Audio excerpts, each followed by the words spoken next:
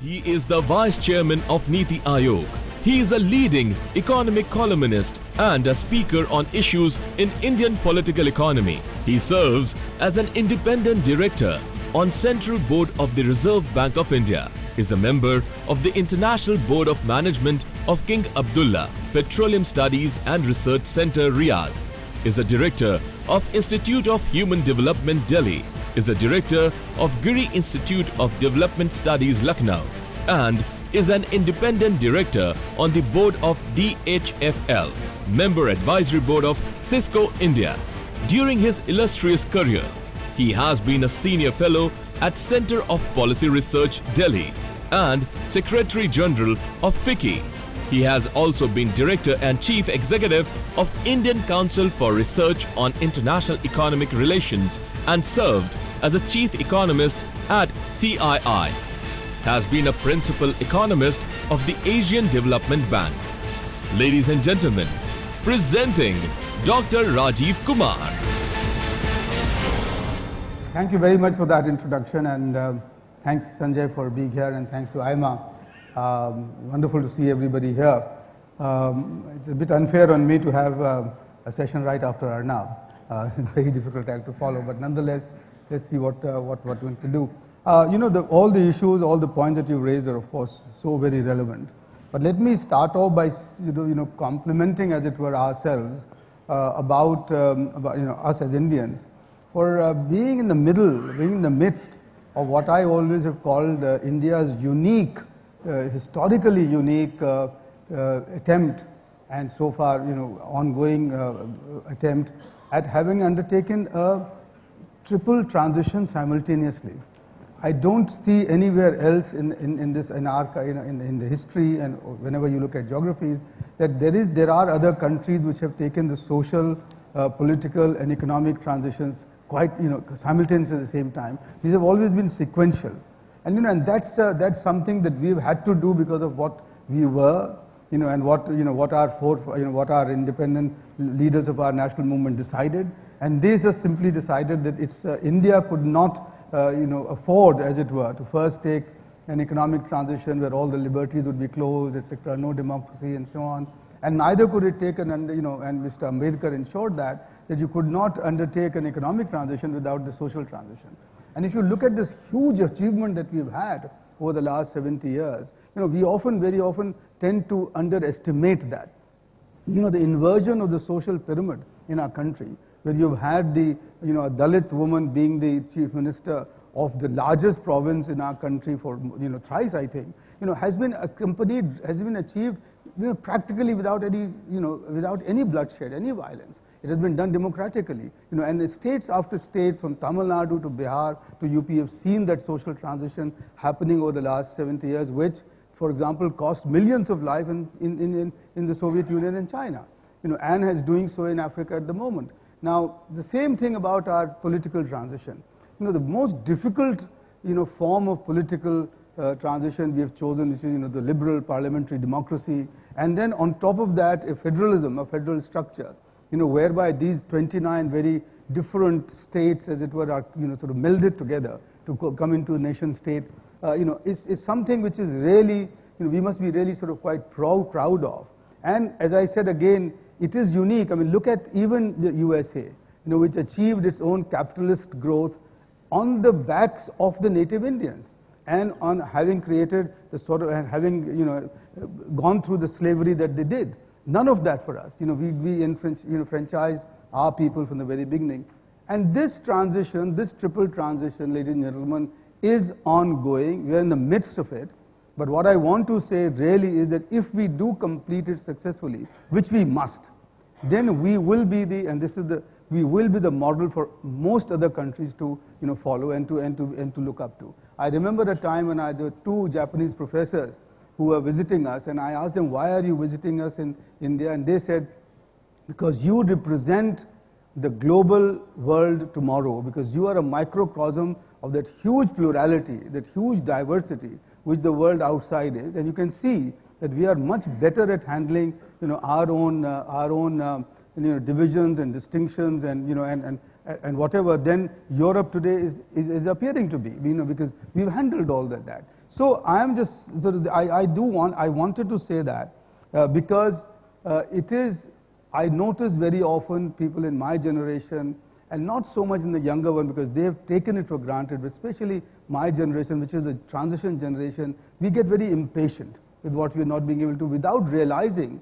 And even in a month's time, and then I was earlier in the Ministry of Finance from 91 to 95, the enormity of our task which the leadership faces, is just simply mind-boggling.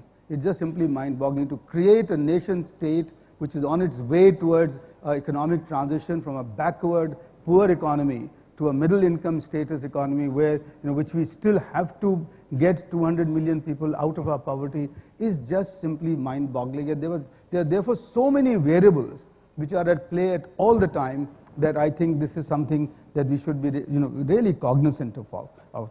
And so here in this ongoing transition, ongoing triple transition, the key of course is now at the moment, it was social transition before, by the way, in the earlier years of our independence. But the key today is of course economic transition. That you've got to complete this. People, the younger people are impatient, are more impatient than even us. The book before, as it were, the one before the last one, the last book that I wrote was called Modi and His Challenges. The one before that was actually called Exploding Aspirations. And that's really what it has become today. And because of the media revolution, because of the larger literacy, about 100% enrollment in the primary school level, etc., our young people's aspirations are sky high. And in a very perceptive article recently, Vijay Mahajan is one of our most active civil society leaders. He pointed out to the fact that out of the three contradictions facing our society today, the biggest one is achievement on the ground, attainment on the ground with aspirations of the people. And that's what we need to sort of figure out as to how to solve that. And that, you refer to that, the other word for it is employment. And good quality employment, not any employment, and so that's good quality employment. So in that context, I just wanted to sort of say that, what are the necessary conditions that we have to fulfill to achieve this triple transition, and especially what would be the role of the industry and the government, and then to a certain extent what we can NITI Aayog do to contribute to that. I'm sure Mr. Amitabh Khan must have talked something about that in the morning session, but nonetheless I'll give you my understanding after a month of being in the job. And in economics we differentiate between the necessary conditions and sufficient conditions. And I want to submit to you that the industry body, the industry community has to perform what I call the necessary conditions for making this transition successful. The first one, of course, is that I think it is high time, and I have worked, as you noticed in my introduction, both in FICCI and in CII and in independent think tanks. But having all that experience, I must say that this is high time that the Indian industry must emerge as clearly wedded force completely and unambiguously to the achievement of national interest in this country. Very often this is not very clear.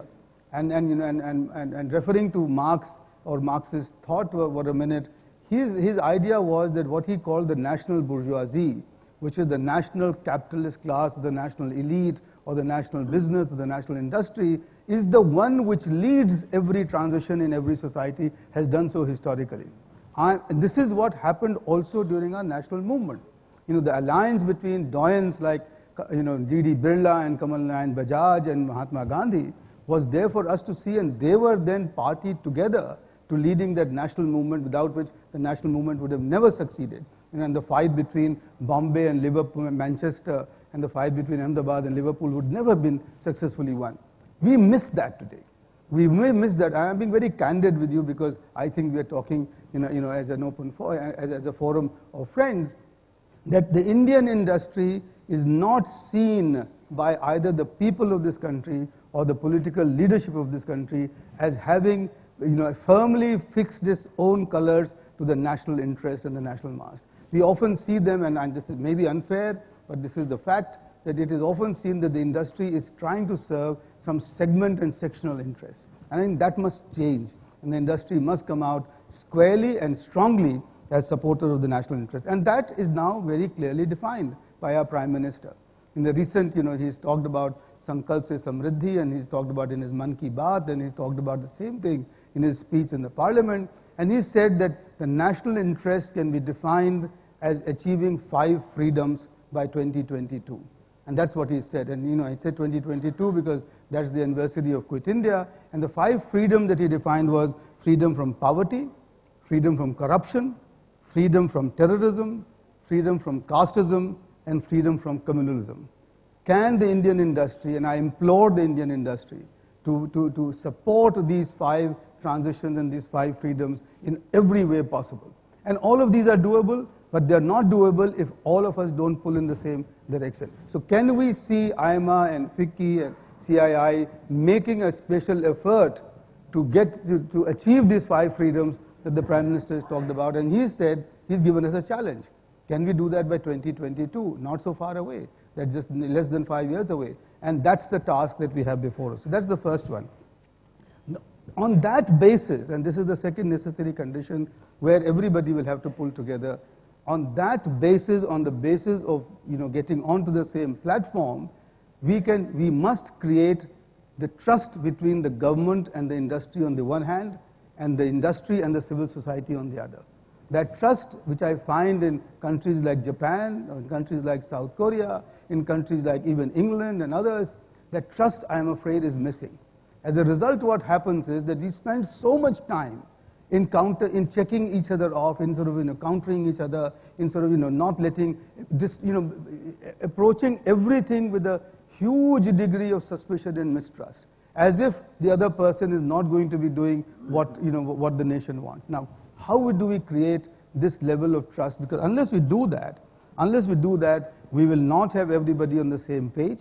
And if you don't have the same page, then I'm afraid in this globalized world, India will not be able to succeed and not be able to compete, because out there, it's a vicious world.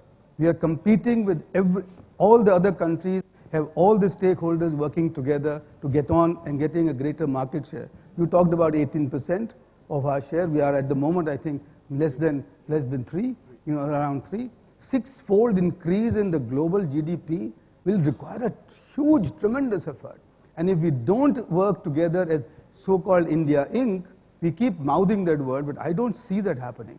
I don't see that happening across the bhavans and the buildings, and also within the industry. So that's the second point. This is the second necessary condition I want to place before you. And the third one is actually equally important, and which is for the Indian industry to embrace the global scale and the global cutting-edge technology, which is referred to as Industry 4.0 or whatever it is, to embrace it wholeheartedly, but also accept that the days of working with our own domestic economy, because it's 125 crore, etc., we're very large, are over.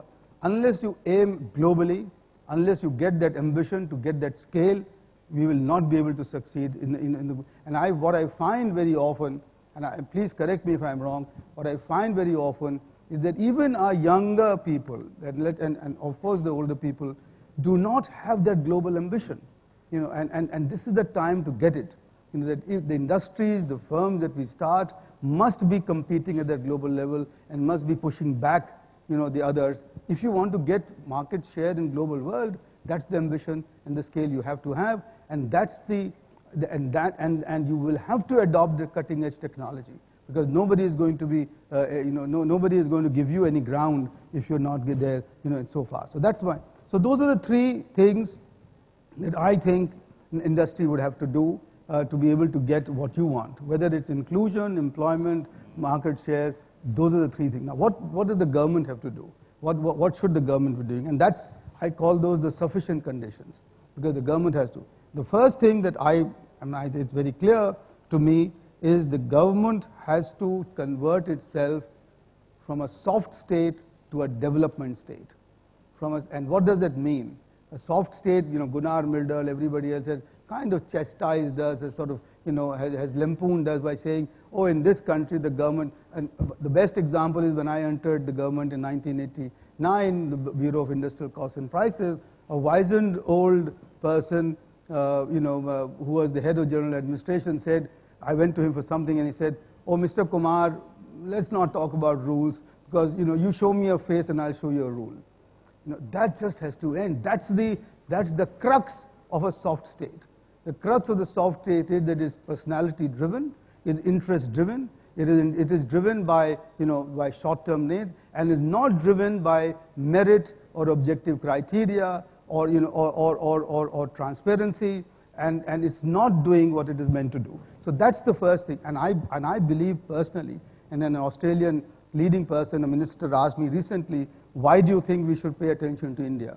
And I said, you should pay attention to India because it is the first time that you have a prime minister who is committed to putting in place a development state which will not believe, which will deal with every issue in an arm's length manner, in an objective manner, in a transparent manner, so that you will get, you will get, sort of a result which is far better than what you had earlier. But a development state also means that you've got to, ensure a more efficient delivery of public services. This whole notion, this assumption that we work with, that we live with, oh, that's government, we can't, they will not do it. Even law and order, will not achieve that. Therefore, the fastest growing industry in the country is private security services. Why should that be? Would you get investment in a country without proper law and order? So that's the starting from there and going to basic education. Can we be a civilized society where we have basic education which is completely broken, where the private tuition industry is 40,000 crore? We can't be. Can we be a society where malnutrition under 2 years of age still affects 42% of our children? They are stunted. Their mental, their growth is not possible, and we call ourselves a knowledge society. And who will take care of that? Not the private sector. This is the role of the government. This is the role of the development state. And therefore, when the Prime Minister talks about maximum governance, and minimum government, people have misconstrued it as saying that government should move out of all of this lock, stock, and barrel. No, I don't think so. There are some basic conditions of industrial and development, and which only the government can provide if you want inclusion. Private tuition, of course, is exclusionary, and so is private health. So those are the sort of things that the other point that I must mention here is R&D. R&D is traditionally an activity which is short supplied by the private sector because the returns are social and not entirely private. The government has to step in and make sure that we are, and in this society which is huge technological change, I think the R&D must get its due recognition from the, India spends 1% less than 1% of its GDP on R&D. Korea does 3.7, I think, or nearly 4. The US does about 3.5. Can we progress in this competitive, technologically fast-moving world with that sort of an expenditure? And again, the partnership between the private and the public sector, for them to be able to conduct R&D, together collaboratively, I think that we are nowhere near that. One of our doyens, Dr. Mashelkar, attempted that in the National Chemical Labs to some very good result. Now, the only other thing that I want to mention here about the government, and again, it's something that this government has started, first time ever, I think, is to say that we will take care of the 100 most backward districts. And once we take care of that, and this is sometimes referred to these days as Antodaya, and which is Deen Dayal Upadhyay's, ideology, philosophy, etc. But honestly, if you do achieve that, that the 100 most backward districts come up to the national average, what you talked about regional disparities, I think would get automatically taken care of, but also in a manner which will be more focused and which will be much more monitorable than in the past. So I think, and this is where I then come down to role of NITI Aayog. First, and this will be the last part of my presentation, this is where NITI Aayog can actually perform absolutely an amazing service, to this whole development process. Why? one of our mandates I've found is to be able to monitor objectively, strictly, and give the feedback to the Prime Minister and other ministers, the outcomes that all your schemes are having. And that is our job, to monitor the outcome, to monitor the performance. And we can therefore do that, we can do that, for these 100 districts. And this is something that I'm going to start. We've already started with the Northeast. And that's one of the role that NITI Aayog can play. But that's a sort of very focused functional role. The other very big role for NITI Aayog, because it is after all called the premier think tank, is to act like a funnel for ideas, to collect all those ideas from everybody here and throughout the country, and then filter them, crystallize them, and put them into the government system. So that's the second role. But given the two together, I think of NITI Aayog more as an action tank and not as a think tank, because that's where. And I'm afraid today, this morning, one of my friends, former an economist and the former chief statistician, Pranab Sen, talked about NITI Aayog as a talk shop. I must submit to you. I must make it very clear that that is the least of our things that we do. We are trying to not just we are trying not to just generate ideas like we did in this 2 meeting that we had, the Champions of Change, which we reached out, but also to put them into practice and then monitor their outcome.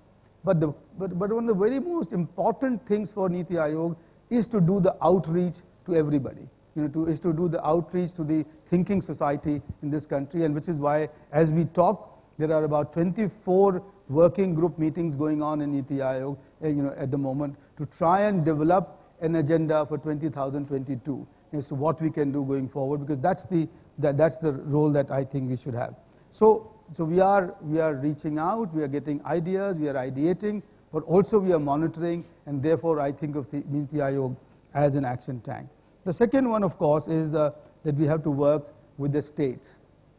To competitive federalism, cooperative federalism, getting all the states together on the same page, making sure that the states are not left behind. We do not want a situation in this country where, like China, every Lunar New Year you have 400 million people moving from the fringe to the inland. We can't afford that. And I'm sure you've seen this sort of thing before, Sanjay. If this is India, there's a line that you drop from Kanpur or Allahabad. This crescent of growth is actually probably developing or growing twice as fast as the rest of this year. Now, we can't afford a situation where all of these guys are going to move here or there. So therefore, what we need to do in NITI Aayog is to make sure that this regional disparity is reduced, and there's a convergence across states, and that probably is going to be reflected in my own work, because I've decided, for example, to start working with the northeast states to begin with, then with the Himalayan states, then with the other backward states, and then finally with those which are more advanced. So that's the, and a couple of other points, which is one, just to which is that NITI is trying to create what is called, what can be seen as a hub and spoke model for think tanks in the country. We have a program called Samavesh, where what we are trying to do is to identify leading think tanks in different regions in different states, and then create a network of other think tanks around it, which can then relate to NITI Aayog for developing blueprints for individual states and regions and maybe even districts. Because the fact is that in India, the whole, there is no such thing as developing an India strategy. India is an agglomeration of 29 very different states. So you'll have to develop blueprints for development for each of those states. And there was a time when we thought about developing district industrial plans and so on. Why can't we go back to those? And that's what NITI would be trying to do through this Samavesh. Last, we will do our bit to contribute to those 5 freedoms that the Prime Minister has mentioned. And there, I can assure you about one thing, which is that we will work towards much greater empowerment of our people and to take them away from this whole mindset of entitlement. And we will therefore work toward, NITI Aayog will work as much as possible to therefore generating the sort of employment that we need in this country. You talked about 1 million a month. Maybe it's 700,000, because TN has pointed out that there are, of course, lower female participation rates, etc., etc. But even that's a huge task. It's a huge call, especially in the day of technological change and technological progress that we have around us, where industry is absorbing the latest, which is not so employment friendly. So we have to discover what will be the next IT industry for India. And that's the job that NITI Aayog has designed itself, and we will try and develop it within the year, within the next 6 months, and we'll come back to you to report what we have achieved. Thank you very much. Thank you. Thank you, Dr. Kumar. I was very happy that you talked about what your expectations from industry are, what government will do, and the role of NITI Aayog. One of the things you mentioned was the fact that before independence, there was this relationship between government and private sector, and that something like that should be developed again, and also between industry and the people. And a question that I had was, if government and industry come together, will we be able to retain the trust of the people? Because they might see things not happening the way they should. Would you care to comment on that? Sanjay, with all due respect, I think the people will not allow us to do that any longer. We are now living in a kind of society which is, because of the communication revolution, because of the media, etc., there can be no coalition behind closed doors any longer between the industry and the government. All that has to be done, will have to be done out in the public domain, and you will have to change the public opinion in our favor, so that both the government and the industry will have to work very assiduously to get the people along with themselves, through whatever means, and to show to the people that whatever the industry and government are doing together is in the interest, is in the national interest, which means in the national interest of, let's say, the last 100 districts. Right. That if we can show that this is what we're trying to do, the people will support us, and I'm sure that's the only way forward. So we have about 5 minutes. We'll take questions from the audience. Sure. Yes, Mr. Jalan. Rajiv ji, I've had the privilege of working with you for a long time, and I have the highest of respect for you, and that's why I'm asking this pointed question. Till a month back, everything in India seemed to be gung-ho, and India was the cynosure of all eyes world over. And suddenly, in 1 month, everyone who doesn't know anything is trying to beat us down, that India is in a tailspin, things are going out of control. Personally, I don't subscribe to that view. Why are you not reacting to this? When I say you, I mean the government, NITI Aayog, or whoever it is, and telling the truth, and that there is no down cycle as such. Yeah. No, thanks very much, Sudhir. Thank you very much for asking that very pointed question, and it can only be people like you who can ask this straight question. And let me say that how do I... The government has reacted in the manner that, for example, some of us have gone, very much out there into the media. I mean, myself, I've given long interviews in television. Yesterday on ET Now, another one on Bloomsburg. Before that, on the Hindi channel, CNBC, because I wanted to start off, with the Hindi channel, and I have others lined up. So, and there are others in the government who are trying to do the same, basically trying to say that if there is what's happened is the follows, which is that this declining growth rate for the last 6 quarters, 6 quarters and coming to 5.7%, has been made out to be as if this is a continuation of a downward slide which might not stop at all. What I've been trying to say, and I think this is the absolute fact, that this downward cycle began in the last 2 years of the UPA, and the entire problem of the NPA, the sort of the punch bowl of borrowing amazingly from all the credit banks, etc., all happened during sort of 10 to 13, 10 to 14, and that down cycle actually, in my view, has now bottomed out in July, because if you look at the Purchasing Managers Index, the PMI, both for manufacturing and services, you will see that the lowest point was reached in July and then started rising in August. So there is always this case of cyclical growth, and therefore there was a cycle which started 4 or 5 years ago, and we are now beginning to see. of course, this was impacted by these two huge measures that the government took, the demonetization and the GST. And it's also a fact historically that countries which have adopted GSTs have pretty much all inevitably seen some decline in the growth rate, because the system, in some sense, struggles to come to the new norms. This great, this formalization of the economy in a country where, the informal economy accounted for maybe 30-40% of the economy, is going to take some cost, and that's what's being reflected here. But I am convinced, and you will see this in the next quarter, that our bottoming out is over, and we are going to begin to rise again. And I dare say to the people who are being critical in this country, that it is not for nothing that we have been able to attract more than $250 billion in the last 3 years from foreign investors.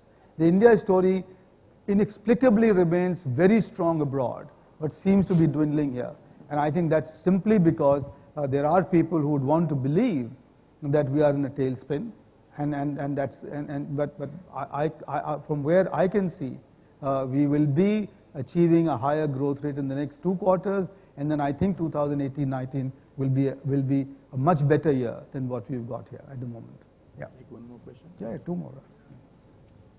Ambassador, sorry, go ahead.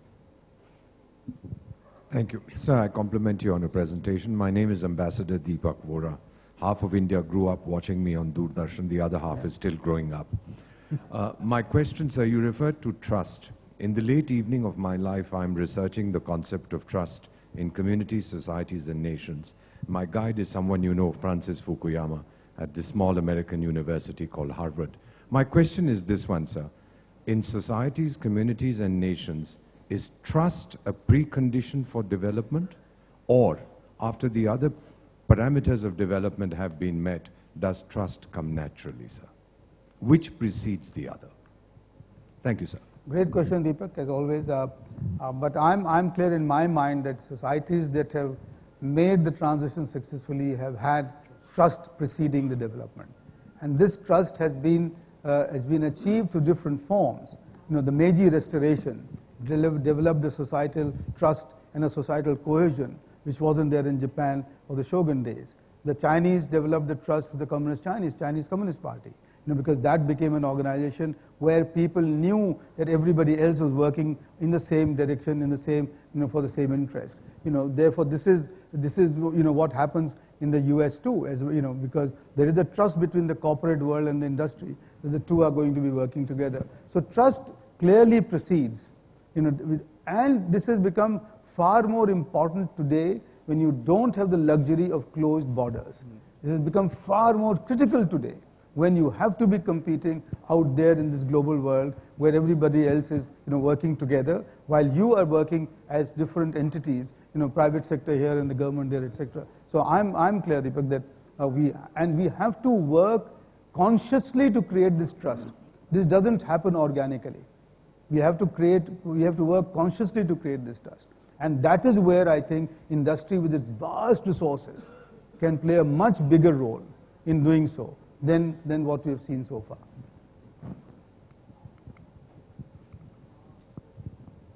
Somebody there. What's the time? So my name is... 5 minutes. Okay. My name is Dr. J.S. Juneja. My question, you said a little while ago that PMI is going up and possibly the industrial growth will take place, industrial productivity. But I think ground reality may be different. When it comes to SME, small, medium enterprise, particularly I'm telling you, as far as exports are concerned, after July 1 GST, they are severely badly shaken up. I don't know, you must be aware that all the, every fellow has to pay, all the exporters, when they buy things here, they pay anything up to 28% GST. When there is no refund so far, it takes time to get the refund. And of all the exporters, it has gone up, the investments or the working capital has gone up by about 15-20%. The what is generally said. And when they are also pinching, for example, hooks, which go in the garments, the GST is 28%. Like hangers, 18%, something of that kind. So in other words, the exports, I think, particularly from SME, which contribute almost 45% to total export of the country, is going to be shaken up. Number two, as far as the otherwise the manufacturing by SMEs are concerned, I can tell you also quite shaken up, because India has been basically cash economy. Within 99% of the so-called old notes have come into the Reserve Bank. I think the whole thing has not worked properly, this is my perception. And the SMEs are a very bad effect, I can tell you. Yeah. Maybe you could take some steps on that. Yeah.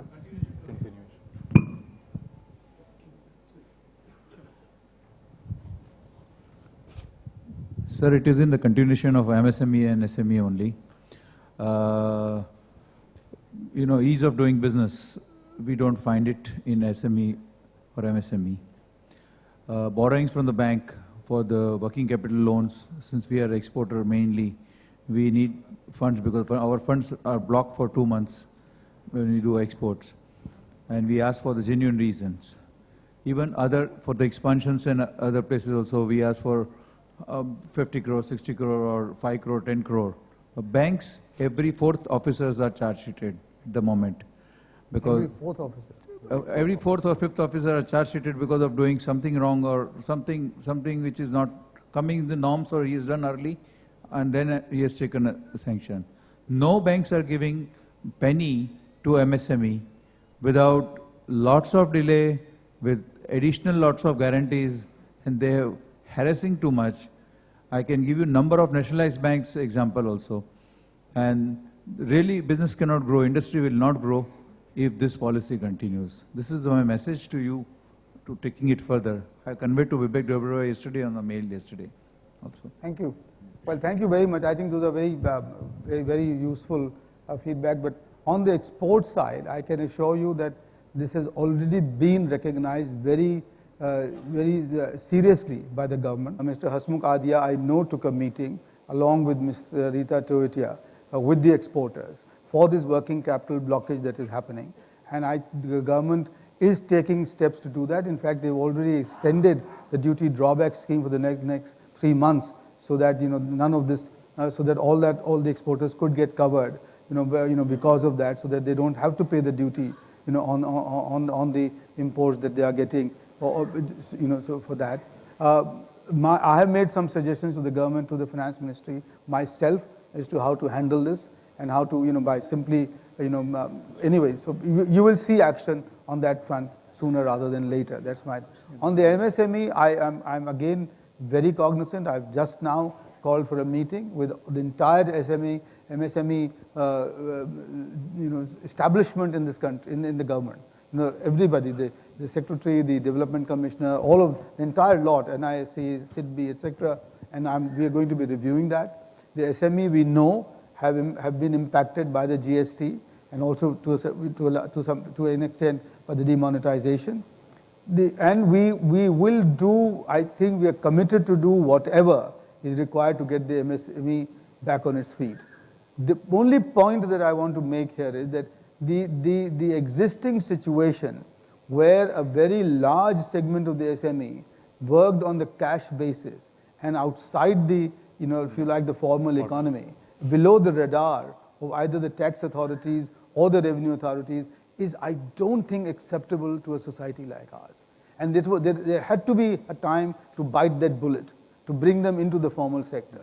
And that's what's happening. It will cause pain, because I know, and I've said this to many places, I know there are colonies and there are streets of businesses, in this city, for example, where you haven't seen an invoice for the last 30 years. But that just can't, there are sectors like that. So that will create a problem. There are a very large number of us involved in those segments, but that had to change. And this transition will take place. Yes, you're absolutely right, and we will do, and this is where NITI Aayog would come in, completely front and center. We will do whatever we can to facilitate this transition. It's a big transition, and I will wait for your feedback. Please send me whatever you can, and we'll take care. Yes. Yeah, I know, exactly. This is why, to begin with, I've asked SIDBI to come and meet, because, this is happening despite the what is called the preferential lending, there's a different word. The priority sector lending that, I know, exactly, but but again here, and I would like to feedback on that. Mudra was supposed to take care of that, to give non-collateralized loans, of a certain amount. I believe that it is being given there. I know, because there is a danger there that they could be collecting a lot of NPAs on that account. It is being given, but they are very small. They don't meet the the requirement of the real SME sectors. But the SME issue is something that must occupy center stage in the government, and it does not at the moment. And that is where I think you will do us a favor by giving us as much feedback on where the shoe is pinching, because then we can start taking action on that. And I promise you that we will take action, and the highest levels of this government are conscious of that and will listen to us. One last question.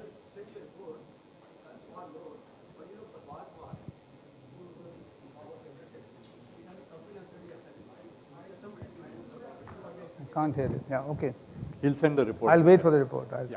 Somebody Thank there? you. There's one last question at the back. Yeah.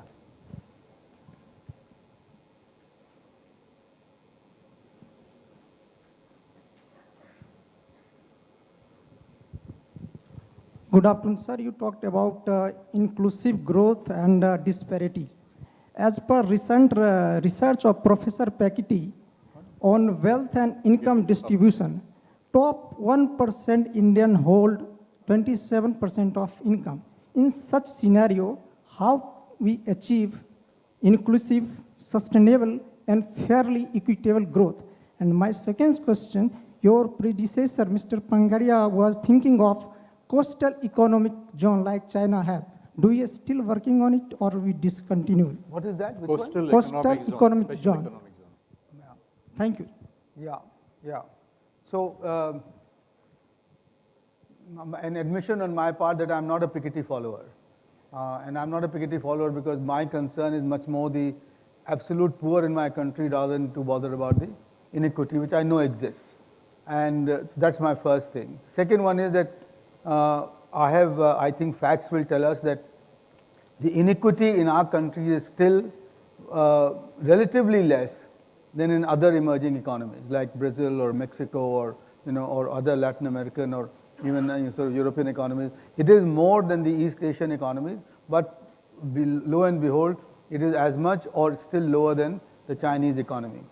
My only take on this is that the thing that we have to do is to ensure first that it doesn't increase any further.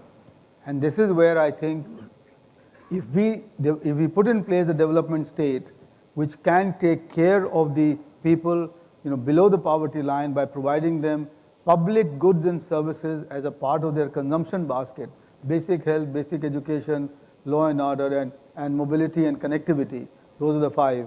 I think we will take care, we can make sure that equity is better taken care of. And the other word for it is, of course, inclusion, that we have a more inclusive growth than we've had in the past. And that's the way to do it. That's the way to normalize what we call differential in initial conditions. Each one of us start off differently, but that's the way to normalize them. Thank you. Thank you, Dr. Kumar, for being here with us today. Thank you. This special session. You've always been a friend of AIMA, and we hope to continue to engage you in the future as well.